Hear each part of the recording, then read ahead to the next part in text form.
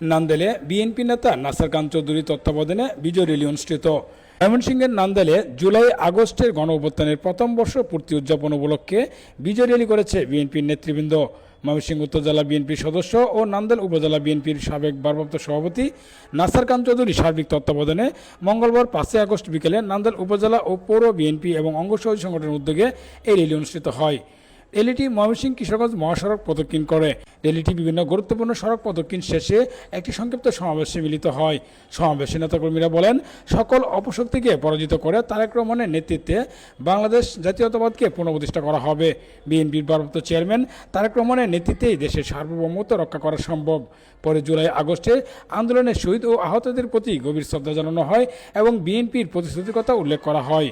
এ সময় উপজেলা, পৌর ও ইউনিয়ন বিএনপি এবং অঙ্গ সহযোগী সংগঠনের অসংখ্য নেতাকর্মী ও সর্বস্তরের জনগণ উপস্থিত ছিলেন।